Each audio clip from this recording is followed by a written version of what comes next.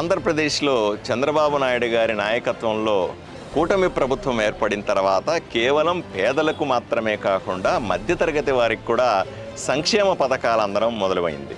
ఈరోజు రాష్ట్ర వ్యాప్తంగా ఉన్నటువంటి అన్ని రైతు బజార్లు, రద్దీ ప్రదేశాల్లో అన్నింటిలో కూడా రేషన్ షాపులను ఓపెన్ చేశాం. అంటే ఇది మధ్యతరగతి వారి సంక్షేమాన్ని దృష్టిలో పెట్టుకొని చేసింది. బయట ఎక్కువ ధరకు లభించేటువంటి కందిపప్పు కానీ బియ్యం కానీ, ఉదాహరణకు కందిపప్పు బయట మార్కెట్లో 180 రూపాయల నుంచి 200 రూపాయల దాకా ఉంటుంది.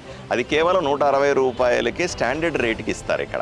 అలాగే బయట 50 రూపాయలు 70 రూపాయలు ఉన్నటువంటి బియ్యాన్ని, మంచి క్వాలిటీ బియ్యాన్ని 49 రూపాయలకే ఇక్కడ అందుబాటులో ఉండే విధంగా ప్రభుత్వం ఏర్పాట్లు చేసింది. ఈ విధంగా ధరలను అదుపులో ఉంచి అందరికీ నిత్యావసర సరుకులని సరైన ధరకు అందించాలన్నటువంటి మంచి లక్ష్యంతో రాష్ట్ర వ్యాప్తంగా కూడా ఈ కార్యక్రమం ఈరోజు మొదలైంది. ఆదోని పట్టణంలో రైతు బజార్లో ఈరోజు ఈ కార్యక్రమాన్ని కూడా మొదలుపెట్టాం. దీని ప్రజలందరూ కూడా, ఆదోని ప్రజలు ముఖ్యంగా రాష్ట్ర వ్యాప్తంగా అందరూ కూడా ఉపయోగించుకోవాలని కోరుకుంటాం.